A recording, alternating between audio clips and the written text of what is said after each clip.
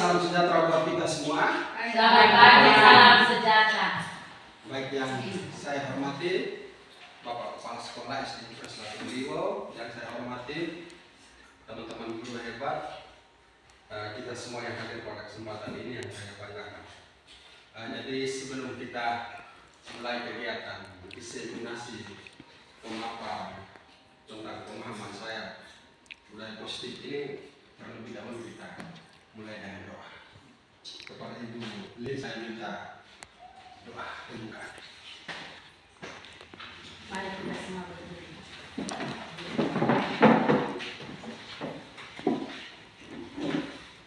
Dalam nama Bapa, Putra dan Roh Kudus. Amin. Bapa Bapa kami yang di surga, dimuliakan namamu.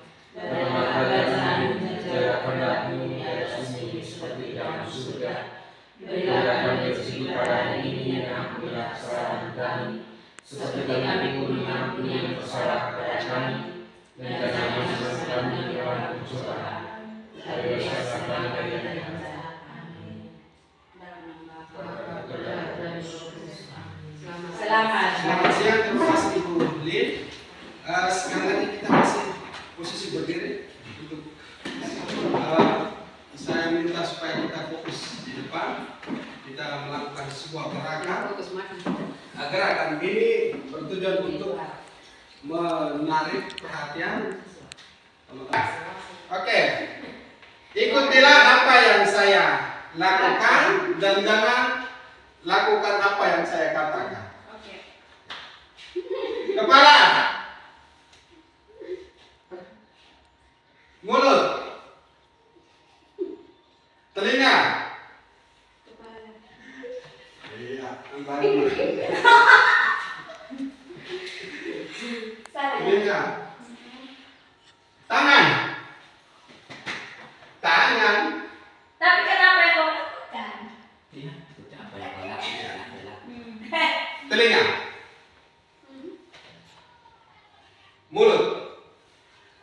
Oke. Silakan duduk. Terima kasih banyak atas ice breaking-nya. Baik, Pak Kepala, teman-teman guru hebat semuanya, pada hari ini kita akan mengikuti kegiatan diseminasi terkait dengan penyebaran pemahaman saya tentang budaya positif, dan ini merupakan bukti atau wujud daripada tugas kami sebagai calon guru penggerak untuk memaparkan pemahaman kami tentang budaya positif di sekolah masing-masing. Baik, yang berikut terima kasih sekali lagi untuk teman-teman semuanya. Mari kita lihat tentang budaya positif yang nantinya akan kita terapkan di sekolah. Yang pertama, ini perkenalannya. Saya sebagai calon guru penggerak di SD Impres 8 Liwo. Baik, untuk budaya positif ini materinya atau submaterinya yang nanti akan kita bahas pada kegiatan hari ini, yaitu ada 8 subbagian. Yang pertama berkaitan dengan konsep inti budaya positif. Yang pertama, budaya paradigma, perubahan berparadigma belajar. Yang kedua, disiplin positif. Dan yang ketiga, nilai-nilai kebijakan, nilai-nilai kebajikan. Dan yang berikut, kebutuhan dasar manusia dan motivasi perilaku manusia, proses kontrol guru, dan keyakinan kelas serta segitiga institusi. Ini konsep inti yang nanti kita diskusikan pada kesempatan kali ini. Mari kita belajar bersama-sama, karena budaya positif ini sangat bermanfaat untuk guru bagaimana menerapkan budaya positifnya di sekolah. Oke, sebelum kita bahas satu persatu, ada pertanyaan pemantik yang tentunya harus kita bersama-sama ya. Yang pertama, apakah Bapak atau Ibu setuju apabila yang pertama, pemberian hukuman dapat mendisiplinkan anak? Setuju atau tidak? Tidak. Ayo teman-teman. Tidak. Kalau setuju, bagaimana alasannya? Tidak. Tidak setuju, alasannya bagaimana? Yang pertama, pemberian hukuman dapat mendisiplinkan anak. Apakah Bapak Ibu guru setuju atau tidak setuju? Tidak setuju. Ya, tidak setuju. Teman-teman yang lain? Setuju. Ada yang setuju? Alasannya? Ya, karakter siswa berbeda. Ya, ada yang suruh dan berikan hukuman dulu baru bisa menuruti. Ya. Tepuk tangan untuk Pak Miguel. Oke, kita kunci dulu ya. Yang pertama ada yang setuju, ada yang tidak. Yang kedua, pemberian hadiah dapat meningkatkan prestasi siswa. Setuju atau tidak? Ada berulang. Ujian. Bagaimana Ibu Anas? Pemberian hadiah dapat meningkatkan prestasi siswa. Setuju. Setuju? Tidak setuju. Ada yang tidak setuju. Berarti ada yang setuju, ada yang tidak. Baik, yang berikut, guru harus mampu memberikan solusi untuk murid yang bermasalah. Setuju apa tidak? Setuju. Semuanya setuju? Setuju. Ya. Oke, guru harus mampu memberikan solusi untuk murid yang bermasalah. Setuju ya? Kita kunci. Yang berikut, guru berperan sebagai teman bagi murid. Setuju atau tidak? Tidak setuju. Tidak. Tidak setuju. Sepakat tidak setuju? Ya. Oke, baik. Dari tanggapan teman-teman guru sekalian, itu nantinya kita akan dengan sendirinya ketika kita bahas dari pokok subpokok yang pertama perubahan paradigma belajar sampai segitiga restitusi, kita akan dengan sendirinya mengetahui apa pemberian hukuman dapat disiplinkan anak. Kita setuju. Pemberian hadiah dapat meningkatkan prestasi siswa. Guru harus mampu memberikan solusi untuk murid yang bermasalah dan guru berperan sebagai teman bagi murid. Nanti kita akan dengan sendirinya mengetahui ketika kita belajar materinya. Baik, kita masuk ke sub yang pertama, pembelajaran dengan paradigma baru. Pembelajaran dengan paradigma baru. Ini berkaitan dengan pembelajaran yang dirancang berdasarkan prinsip pembelajaran berdiferensiasi, sehingga para peserta didik belajar sesuai dengan kebutuhannya berdasarkan tahap perkembangan sesuai dengan teori psikologi modern untuk mewujudkan profil pelajar Pancasila. Teman-teman bisa memberikan penjelasan terkait dengan berdiferensiasi, pembelajaran berdiferensiasi. Bagaimana Ibu? Lupa. Oke, jadi pembelajaran berdiferensiasi itu pembelajaran yang berpihak pada murid dengan melihat berbagai kebutuhan atau gaya belajarnya. Jadi misalkan si A dengan gaya belajarnya audio, atau si B dengan gaya belajarnya audio visual, dan juga ada yang tipe siswa yang gaya belajarnya kinestetik melalui praktek.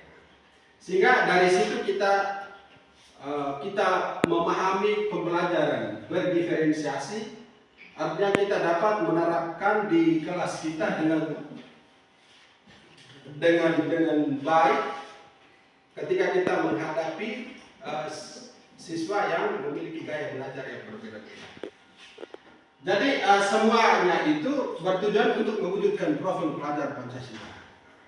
Jadi ada 6 dimensi profil pelajar Pancasila, yaitu beriman bertakwa kepada Tuhan yang Maha Esa, terus berkebinekaan global,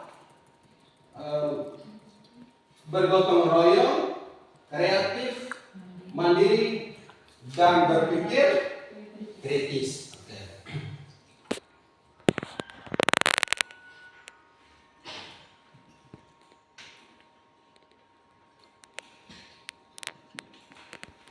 Ya, kita lihat yang berikut terkait dengan miskonsepsi tentang teori kontrol. Teman-teman guru hebat, kita selama ini sebagai guru, minta maaf karena kurang jarang, tetapi saya akan menyampaikan sendiri bahwa selama ini kita guru itu, mengontrol murid. Nah, selama ini guru mengontrol murid. Semestinya seseorang itu punya tujuan dan kebutuhan yang berbeda-beda, sehingga selama ini berkaitan dengan bagaimana guru mengontrol murid itu sebenarnya kelirunya. Karena kalau kita lihat dari kebutuhan anak itu kan memiliki kebutuhan yang berbeda-beda. Yang berikut ini tentang ilusi, bahwa kritik dan membuat rasa bersalah mampu menguatkan karakter. Ini juga bagian daripada miskonsepsi tentang teori kontrol yang selama ini kita lakukan. Yang berikut, ilusi bahwa semua penguatan positif efektif dapat bermanfaat. Itu juga sama. Yang berikut, ilusi bahwa orang dewasa berhak memaksa. Itu bagian daripada seorang guru yang selama ini kita terapkan, namun itu sebenarnya salah. Sebenarnya salah karena setiap orang itu memiliki kebutuhan dan karakter yang berbeda-beda. Yang berikut berkaitan dengan bagaimana kita mengubah paradigma stimulus respon ke pendekatan teori kontrol. Jadi kalau dilihat dari stimulus respon, kita lihat yang pertama, yaitu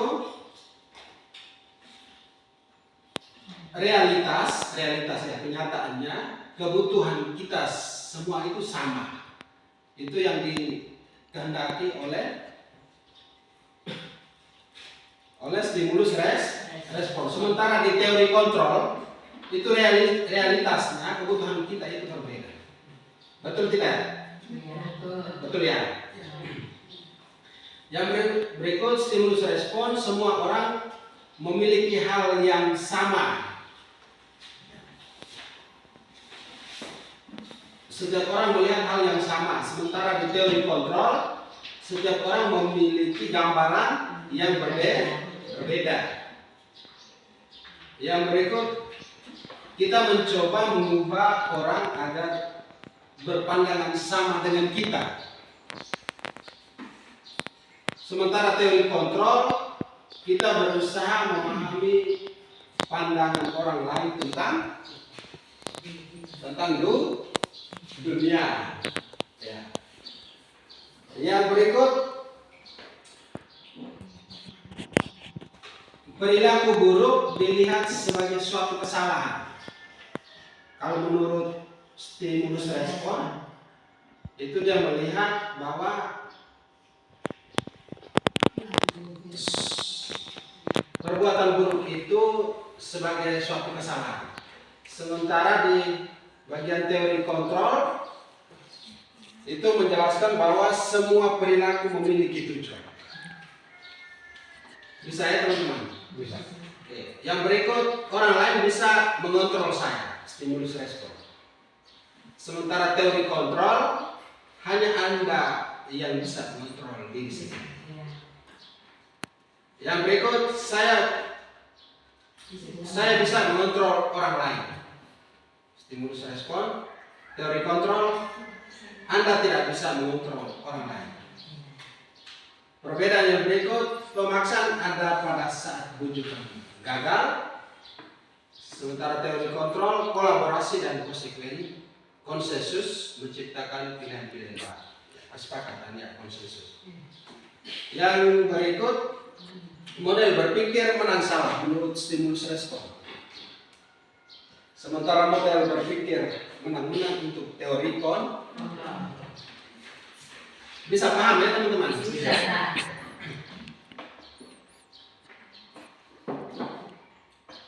Kalau ada yang mau merasa janggal atau mau bertanya, langsung saja kita diskusi. Kita lanjut yang berikut, yang berikut disiplin positif. Coba teman-teman deskripsikan dulu apa yang dimaksud dengan disiplin positif. Ayo Iwan, disiplin positif. Ayo. Ya, kita lihat jadi disiplin itu berasal dari kata disiplina yang artinya belajar. Kalau ibu tidak bisa lihat, duduk di sebelah kanan. Bisa. Oke. Belajar. Sementara disiplin itu mengacu pada disiplin diri. Disiplin diri yang memiliki tanggung jawab terhadap apa yang dilakukan berdasarkan nilai-nilai yang diyakini. Sehingga disiplin positif itu merupakan salah satu cara penerapan disiplin yang bertujuan untuk menumbuhkan kesadaran serta memberdayakan peserta didik tanpa imbalan, penghargaan atau reward, ancaman atau hukuman. Jadi disiplin positif itu disiplin yang lahir dari diri seseorang tanpa ada paksaan. Misalkan harus diberikan hadiah atau hukuman, ancaman, baru dia menerapkan disiplin. Itu bukan namanya disiplin positif. Ya, jadi sebagai pendidik, tujuan kita adalah menciptakan peserta didik yang memiliki disiplin diri sehingga mereka berperilaku mengacu kepada nilai-nilai kebaikan universal dan memiliki motivasi intrinsik dalam perubahan perilaku ke arah yang lebih baik.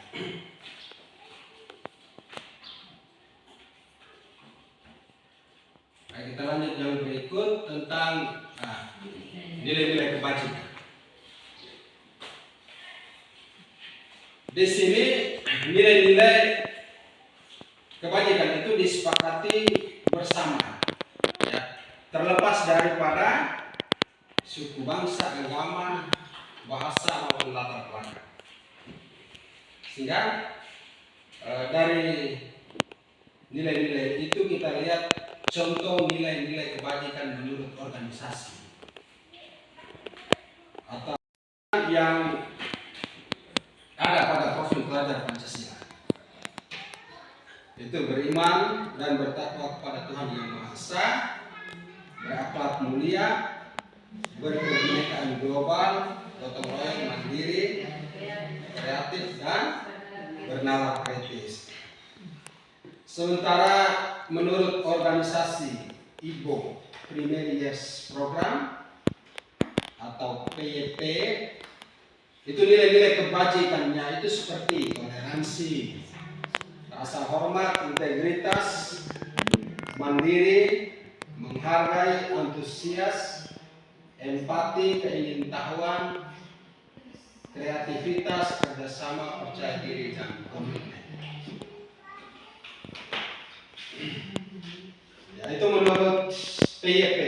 Sementara menurut organisasi life skill atau keterampilan hidup, itu contoh-contoh nilai kebajikannya seperti dapat dipercaya, lurus hati, pendengar yang aktif, tidak merendahkan orang lain, dan memberikan yang terbaik. Berikut kebutuhan dasar manusia.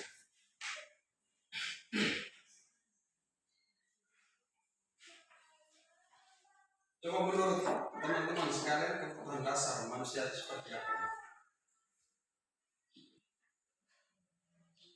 Ayo. Mana? Kebutuhan dasar. Nah, kita manusia itu kan memiliki kebutuhan dasar yang mendasar, kebutuhan pokok. Sehingga ya, kalau kita melakukan sesuatu itu berarti atas keinginan atau kebutuhan kita. Sehingga kita lihat di situ kebutuhan dasar manusia itu adalah segala sesuatu yang kita lakukan untuk mendapatkan apa yang kita inginkan. Seluruh tindakan yang kita lakukan memiliki tujuan tertentu. Dan semua usaha terbaik yang kita lakukan adalah dalam rangka agar kebutuhan dasar kita terpenuhi dengan baik. Saya teman-teman. Bisa. Nah, yang berikut ini kita lihat tadi tentang kebutuhan dasar manusia. Hari ini kita lihat 5 kebutuhan dasar manusia. Nah, jadi ada 5 kebutuhan dasar manusia yang selama ini kita kejar, baik seorang guru maupun sebagai siswa. Yang pertama itu bertahan hidup. Bertahan hidup ini salah satu kebutuhan dasar manusia yang tidak bisa kita hindari. Kebutuhan dasarnya seperti apa? Seperti makanan, pakaian, tempat tinggal, keamanan,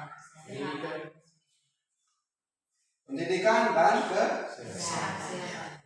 Itu kebutuhan bertahan hidup. Yang berikut, kita juga pasti memiliki atau membutuhkan yang namanya kasih sayang. Kasih sayang dan rasa diterima. Jadi yang berkaitan dengan kebutuhan dasar kasih sayang ini kita lihat seperti rasa diterima, dipedulikan, berbagi, kerjasama, menjadi bagian dalam kelompok. Ini kasih sayang.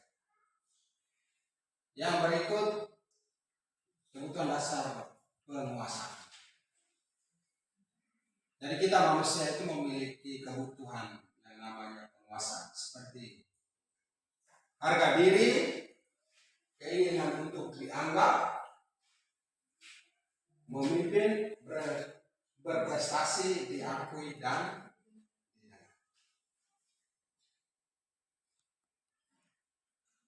yang berikut, kebutuhan dasar yang berikut yaitu kebebasan.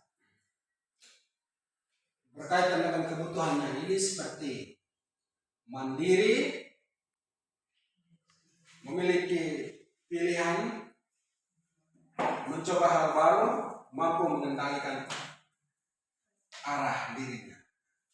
Ini berkaitan dengan kebutuhan dasar kebebasan. Yang terakhir, kesenangan. Ya, berkaitan dengan dasar kebutuhan ini seperti bermain, humor, antusias, dan tertawa. 5 kebutuhan dasar ini baik kita guru maupun siswa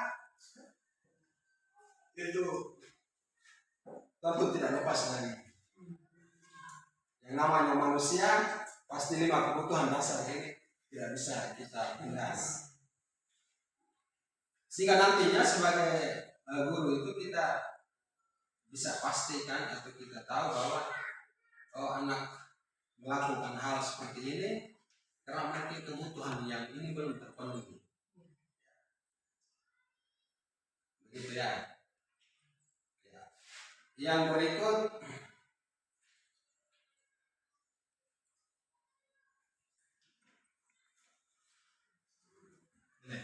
motivasi perilaku manusia.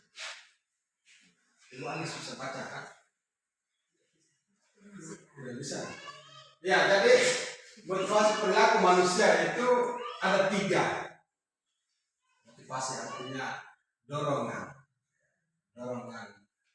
dalam diri seorang manusia itu ada 3 model, yaitu yang pertama untuk menghindari ketidaknyamanan atau hukuman. Ini sebuah motivasi yang ingin menghindari ketidaknyamanan atau hukuman. Yang berikut untuk mendapatkan imbalan atau penghargaan dari orang lain. Yang berikut untuk menjadi orang yang mereka inginkan dan menghargai diri sendiri dengan nilai-nilai yang mereka percaya. Ya, jadi dari ketiga motivasi perilaku manusia ini kita bisa lihat perkembangan siswa kita setiap hari di sekolah. Apakah mereka melakukan sesuatu atas perintah atau mereka mau menghindar hukuman, ataukah siswa kemudian melakukan sesuatu hanya karena mau mendapatkan imbalan atau penghargaan, atau memang benar-benar dia melakukan untuk dirinya sendiri sesuai dengan nilai-nilai yang dia percaya. Yang berikut ini. Ya. Ada 3 bentuk kontrol, ya, kontrol terhadap seseorang atau hukuman terhadap seseorang. Kita lihat yang pertama itu tentang hukuman, yang kedua konsekuensi dan restitusi. Ini dari ketiga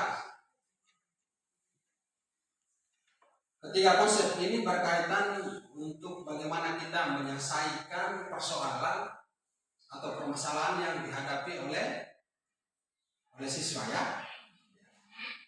Jadi kita lihat yang pertama hukuman. Hukuman ini ciri-cirinya tidak terencana atau tiba-tiba. Yang kedua, murid tidak tahu apa yang akan terjadi atau tidak dilibatkan. Yang berikut bersifat satu arah berupa hukuman fisik. Ini kita lihat seperti bagaimana kita menyelesaikan permasalahan, misalkan anak datang terlambat ke sekolah.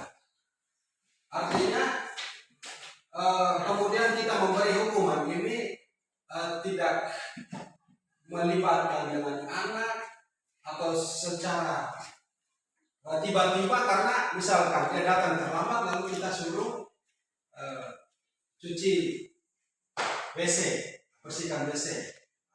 Itu bagian daripada bagaimana kita menyelesaikan masalah dengan cara hukuman. Kita tidak melibatkan anak untuk memberikan alasan atau solusi yang harus sebenarnya dia bertanggung jawab, misalnya. Jadi ini seolah-olah guru itu semena-mena melakukan hukuman tidak sesuai dengan kebutuhan siswa. Yang berikut konsekuensi. Konsekuensi ini terencana, disepakati sesuai peraturan. Lalu murid tetap dibuat tidak nyaman, lalu guru selalu memonitor murid. Ini misalkan konsekuensi ini ibaratnya seperti, misalkan contoh, seorang siswa menumpahkan air di atas gelas, di atas meja. Konsekuensinya apa? Tentu sejalan dengan perbuatan apa yang dia lakukan. Sehingga dia harus membersihkan meja atau melap air tanah kain, seperti itu. Itu konsekuensinya. Atau misalkan pelajaran penjas ketika dilakukan praktek bermain voli, misalkan seorang anak kemudian datang terlambat, maka konsekuensinya adalah misalkan dia lari keliling lapangan. Jadi konsekuensi itu adalah sebuah penyelesaian masalah yang sebanding dengan apa yang dia buat. Yang berikut restitusi. Restitusi ini yang kita inginkan karena proses menciptakan kondisi bagi murid untuk memperbaiki kesalahan. Lalu proses kolaborasi yang mengajarkan murid untuk mencari solusi sendiri.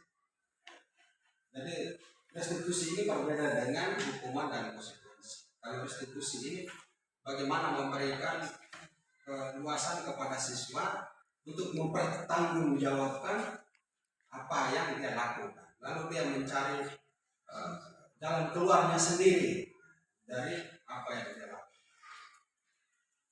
Bisa ya teman-teman? Oke.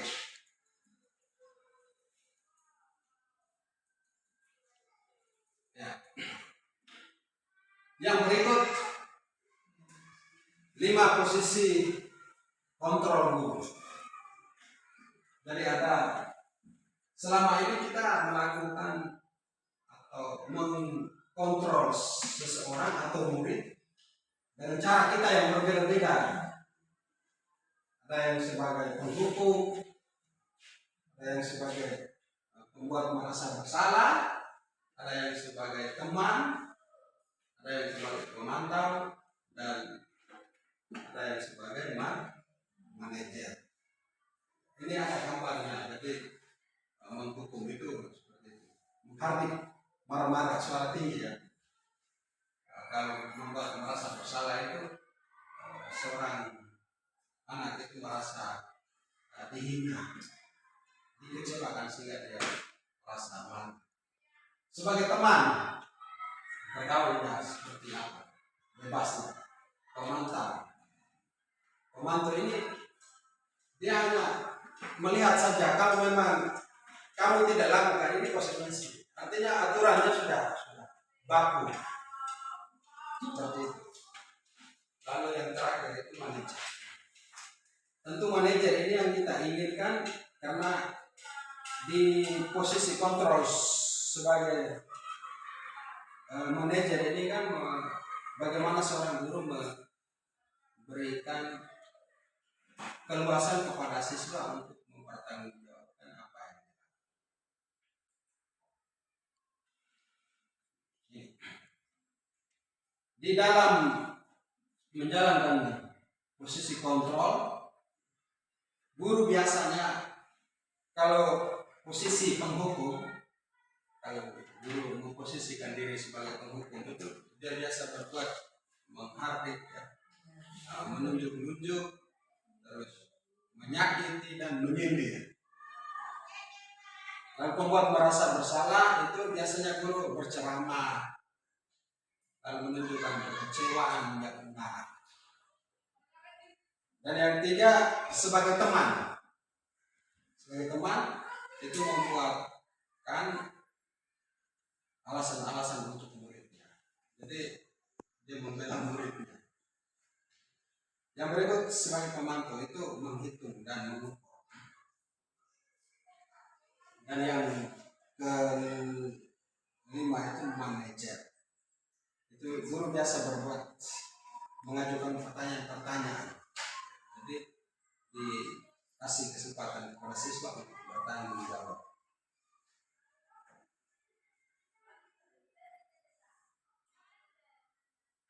Kita lihat yang ini contoh ya. Contoh penerapan 5 posisi kontrol guru. Kita lihat yang pertama, kasus yang pertama. Siswa tidak memakai atribut lengkap saat upacara bendera. Ini kasus yang dialami, permasalahan yang dialami oleh siswa. Kalau di posisi hukum, maka guru menyuruh anak untuk hormat pada bendera selama 1 jam. Jadi kan tidak pakai atribut, sebenarnya harus mencari tahu kenapa tidak pakai, tetapi malah menyiksa atau menghukum seorang anak. Yang berikut sebagai pembuat merasa bersalah. Harus kita ingat pembuat merasa bersalah ini bagi siswanya, bukan bagi guru. Jadi siswa yang merasa diri bersalah. Jadi biasanya pertanyaan kepada siswa itu, berapa kali Bapak Ibu harus memberitahu kamu selalu saja mengecewakan Bapak. Ini contoh-contoh pertanyaan yang dilontarkan oleh seorang guru kepada siswa yang melanggar. Yang berikut sebagai teman. Kasusnya yang sama.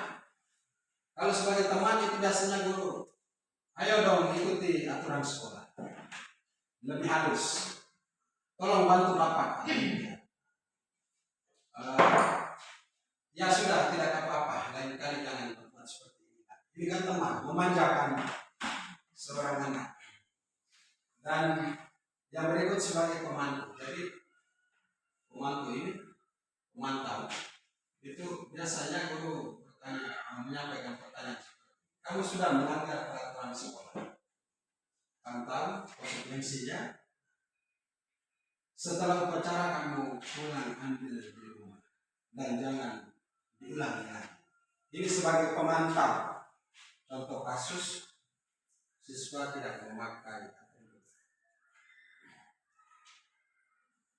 Dan yang berikut sebagai manajer. Ini kasus yang sama. Kalau sebagai posisi guru sebagai manajer, biasanya dia bertanya, apakah kamu tahu kesalahanmu? Itu siswa kemudian mengurai kesalahannya. Jadi memberi kesempatan siswa untuk berbicara. Lalu kira-kira bagaimana kamu memperbaikinya? Mencari jalan keluar untuk menyelesaikan masalah. Bisa paham ya teman-teman? Bisa. Oke. Ini guru-guru hebat semua pasti. Oke, yang berikut ini. Baik, ini satu-satu dulu ya. Posisi kontrol apakah? Jadi ada 5 posisi kontrol kasus. Pertanyaan yang disampaikan oleh guru kepada seorang anak. Saya kecewa sekali dengan kamu. Ini posisi kontrol guru sebagai apa?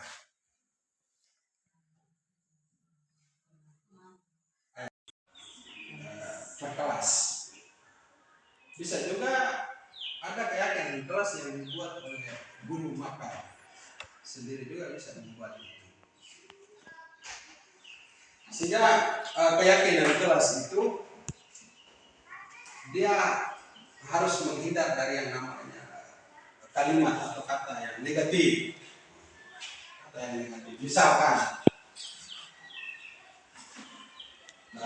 dilarang membuang sampah sembarangan.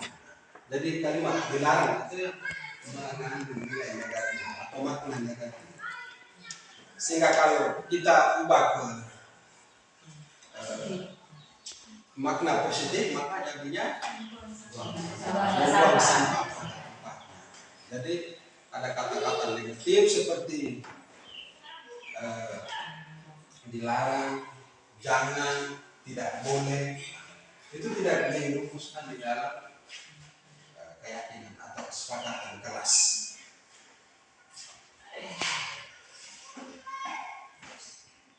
Baik, yang berikut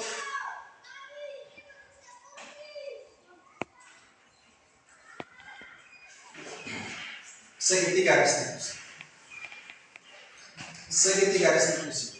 Jadi segitiga restitusi itu artinya suatu proses dialog yang dijalankan oleh guru agar dapat menghasilkan murid yang mandiri dan bertanggung jawab. Di dalam segitiga restitusi itu ada 3 tahap kita menyelesaikan persoalan yang dialami oleh siswa. Itu yang pertama, menstabilkan identitas. Yang kedua, memvalidasi tindakan yang salah. Dan yang ketiga, menanyakan keyakinan. Kita lihat satu persatu. Yang pertama, menstabilkan identitas. menstabilkan identitas ini berdasarkan prinsip membuat kesalahan adalah bagian dari proses pembelajaran. Misalnya, yang biasa disampaikan guru terhadap murid pada saat menyelesaikan persoalan yang dialami oleh siswa itu, pertanyaan-pertanyaannya seperti berbuat salah itu wajar. Tidak ada manusia yang sempurna. Bapak Ibu juga pernah melakukan itu. Atau Bapak tidak mau mencari siapa yang salah, tetapi ingin mencari solusi dari permasalahan. Dan yang terakhir, kamu berhak merasa begitu. Ini cara-cara menyelesaikan permasalahan oleh anak yang berdasarkan menstabilkan identitas.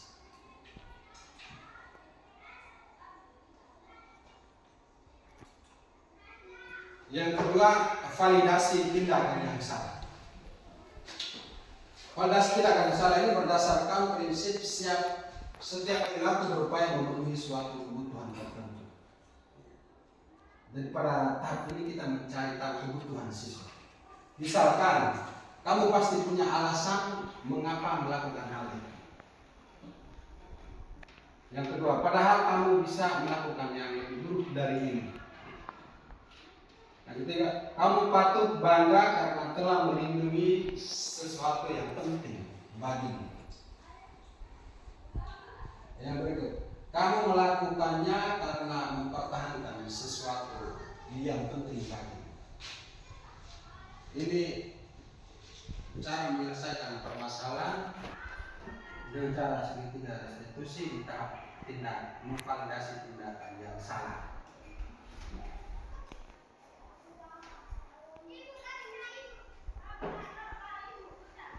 Yang berikut, menanyakan keyakinan kelas. Menanyakan keyakinan kelas ini berdasarkan prinsip teori kontrol bahwa pada dasarnya kita termotivasi secara intrinsik. Jadi lahir dari dalam diri. Misalkan kita mulai dengan menanyakan keyakinan kelas yang kita sepakati. Nilai-nilai apa yang telah disepakati bersama.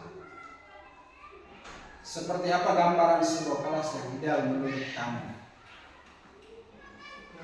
Kamu ingin menjadi orang yang seperti apa? Jadi dari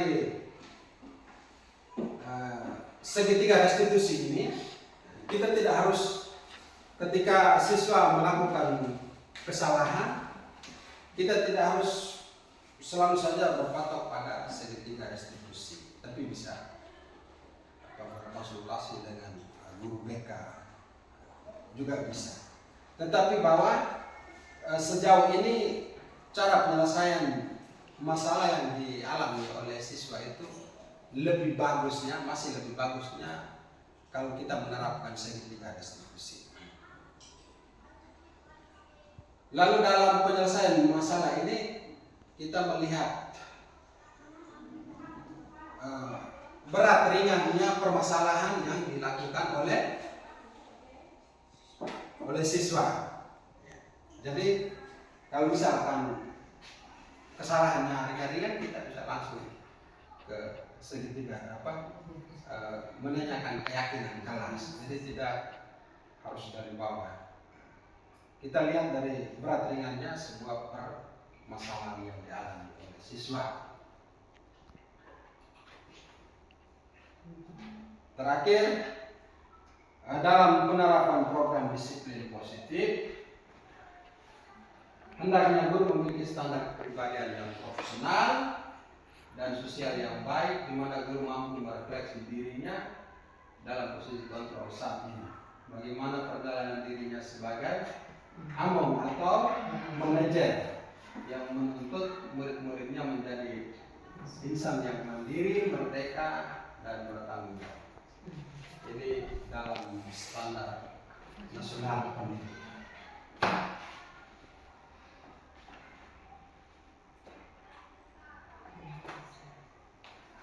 Sekian dan terima kasih. Salam dan bahagia calon guru penggerak. Selamat siang untuk kita semua. Terima kasih.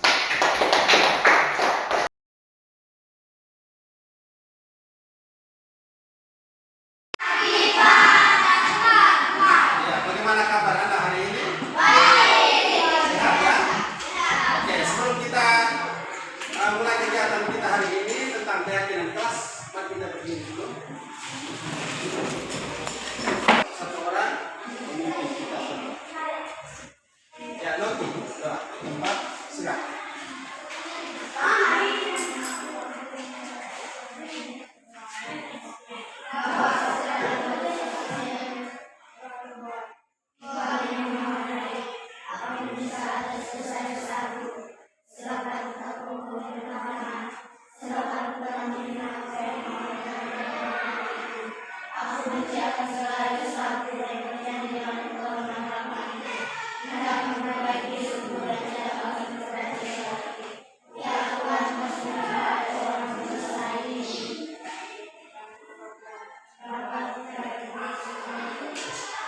Baik, silakan duduk.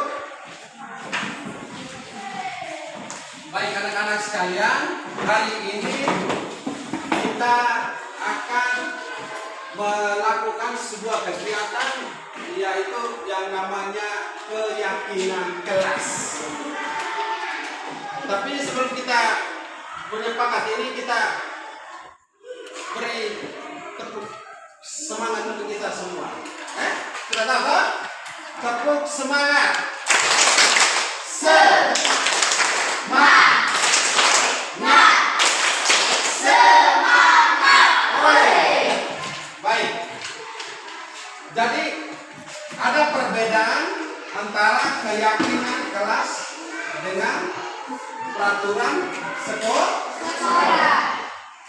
Kalau keyakinan kelas itu berarti sebuah peraturan ya, yang disepakati secara bersama-sama, lalu kemudian dijalankan juga bersama-sama. Kesepakatan itu lahir dari diri sendiri, tidak dari paksaan dari orang lain. Kalau seandainya aturan itu dia dibuat, tetapi orang lain yang membuat untuk kita, itu yang disebut perbedaannya di situ. Kalau keyakinan kelas itu artinya bahwa itu sebuah peraturan ya yang dibuat dari kita sendiri dan kita jalani sendiri. Misalkan ada perbedaan aturan dengan keyakinan kelas. Kita lihat keyakinan kelas. Misalkan seperti ini. Kalau mau selamat di jalan raya ketika membawa sepeda motor, maka harus menggunakan helm. Nilai yang diambil dalam penggunaan helm ini nilainya tentang keselamatan. Ya, itu karena lahir dari diri bahwa kalau tidak menggunakan helm maka kita akan mendapat kecelakaan. Itu bedanya di situ. Sehingga keyakinan kelas ini nantinya kalian lihat itu kesepakatan antara siswa dengan siswa, antara siswa dengan guru, antara guru dengan guru, antara siswa dengan sekolah. Itu berkaitan dengan sebuah peraturan yang dijalani di dalam kelas. Sudah terpaham kok? Jadi nanti sebentar kalian menuliskan keyakinan kelas itu harus memiliki nilai atau menggunakan bahasa yang positif, tidak boleh negatif. Misalkan dilarang membuang sampah, misalkan ya, dilarang itu bernilai negatif. Sehingga kalau kita menggunakan dalam bentuk bahasa yang positif, maka misalkan membuang sampah pada tempat. Jadi kata-kata dilarang, tidak boleh, jangan, itu tidak boleh digunakan di dalam sebuah keyakinan itu nanti sebentar anak-anak sekalian merumuskan sebuah keyakinan di kelas itu harus menggunakan kalimat atau kata yang positif. Sudah Pak jelaskan tadi toh? Sekarang kita lanjutkan dengan penulisan keyakinan kelas. Keyakinan kelas ini kemudian nanti kita sepakati bersama-sama untuk kita jalan bersama-sama di kelas 4. Bisa paham toh? Harus hindari kata-kata negatif ya. Sudah paham toh? Oke, sekarang Pak Guru bagikan kertas yang tim ini nanti dibagikan masing-masing orang dan kemudian siswa sekalian menuliskan satu orang satu keyakinan kelas. Setelah itu baru ditempelkan di dinding. Setelah selesai ditempelkan baru kita seleksi mana yang nilainya sama atau mana yang menulis keyakinan yang sama, seleksi atau juga menggunakan kata negatif itu kita seleksi sehingga kita memilih sebuah keyakinan kelas yang paten sesuai dengan kalimat. Bisa ya? Oke, sekarang bagikan nanti tulis di bagian depan merah ya. Satu orang satu keyakinan kelas. Langsung ditulis. Setelah selesai ditempelkan di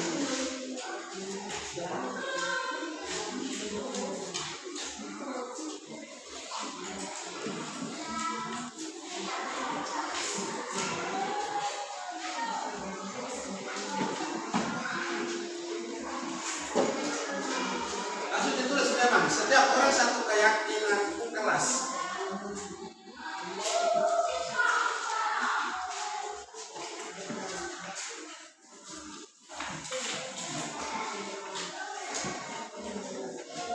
Ayo silakan ditulis keyakinan apa yang Anda inginkan untuk kemudian kalian menjalani setiap hari.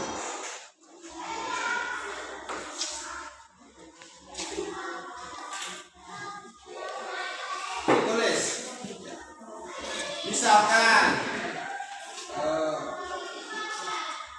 tidak boleh terlambat, tapi kalau kata depan tidak boleh itu kan mengandung nilai negatif, maka disiplin ya seperti itu. Ayo. Silakan.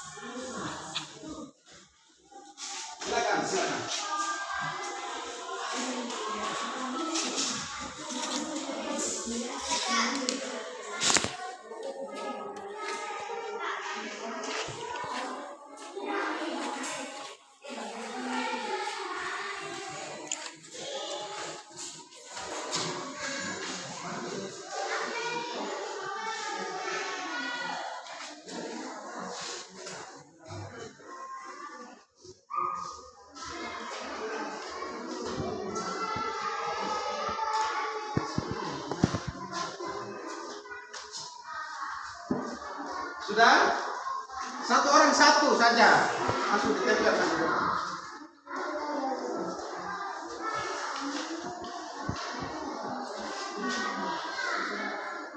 Misalkan menjaga kebersihan, saling menghormati antar teman,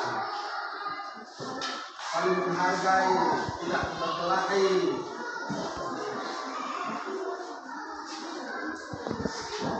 Sudah? Yang sudah majukan ke depan. Ayo. Silakan.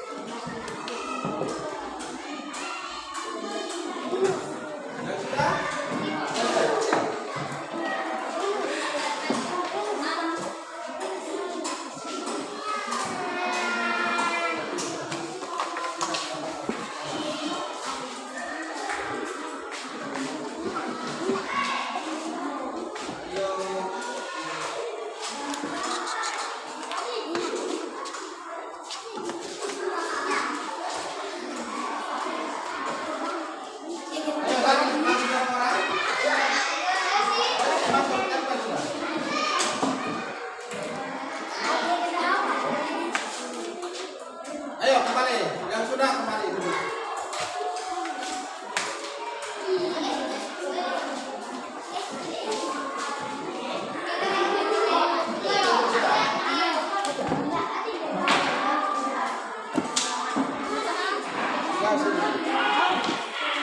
Siapa lagi berapa orang? Tempel. Ready, bangun, tempel. Oke, tepuk tangan untuk Freddy dulu.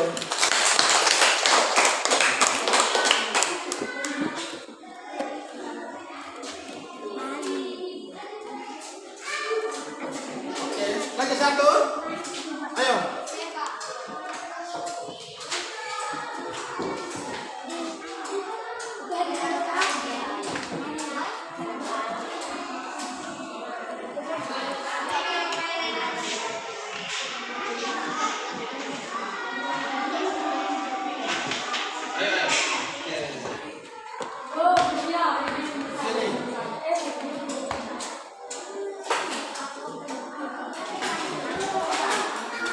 Oke, sekarang tepuk tangan untuk kita semua.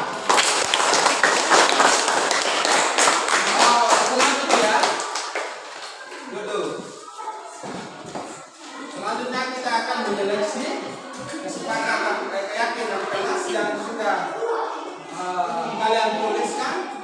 Kita lihat secara bersama-sama ya. Kalau yang sama berarti kita gabungkan.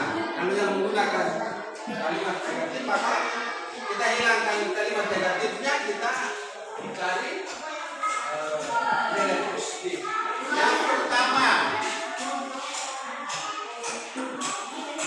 tidak disiplin dan ingin rapi. Betul.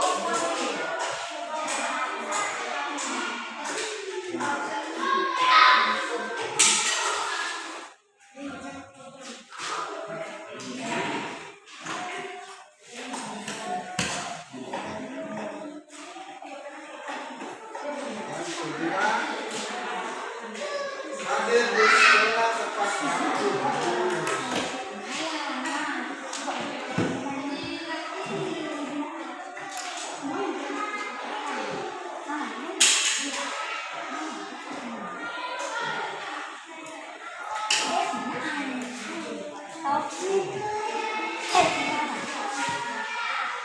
Jangan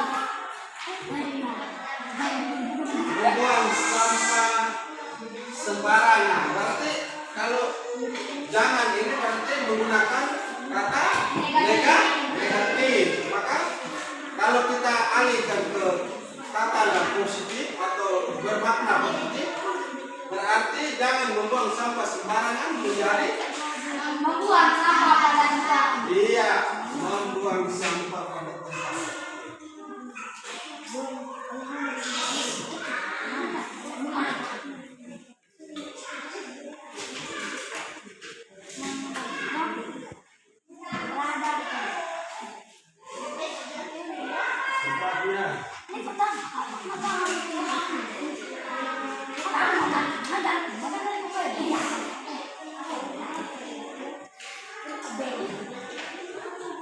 sama buang sampah pada tempatnya.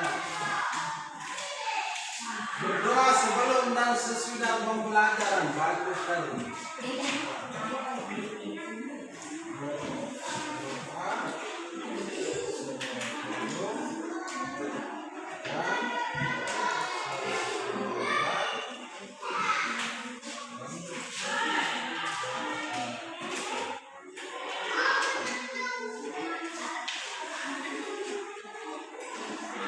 Buang sampah sudah dan setelah tepat waktu sudah membuang sampah.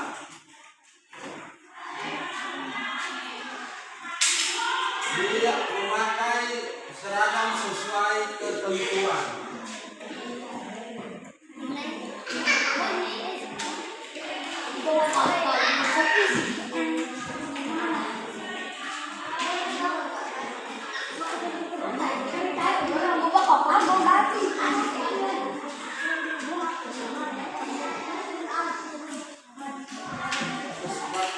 Kerja sama, betul sekali dengan kerja sama. Kerja sama, membuang sampah sudah, datang ke sekolah tepat waktu, hadir di sekolah tepat waktu, tidak pulang ke sekolah.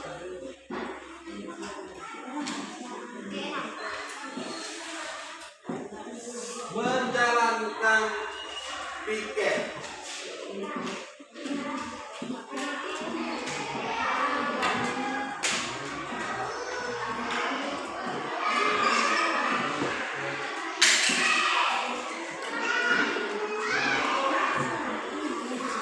Ya, menjalankan piket.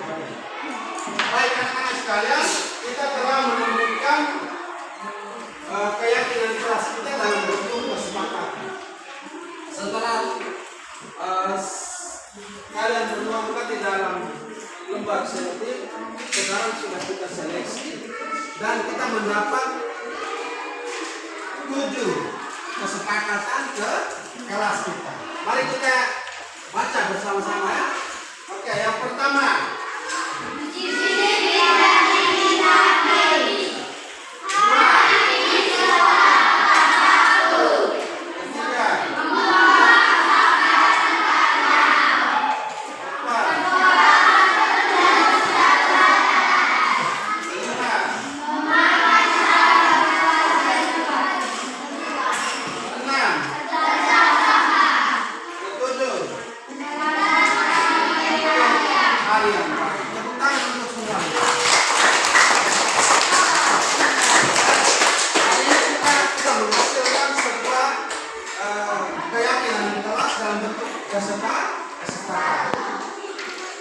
Keyakinan kelas yang kita sepakat ini saat nanti kita jalan, kita melaksanakan dengan sungguh-sungguh dan bertanggung jawab. Tidak boleh melanggar apa yang sudah kita sepakati setiap hari. Ya, oke. Baik, kesepakatan ini nantinya Pak Guru akan membuat di dalam kertas folio yang besar, baru nanti ditempelkan ke dinding kelas 4. Baik, sekian pertemuan kita hari ini. Selamat pagi, salam sejahtera buat kita semua. Selamat pagi.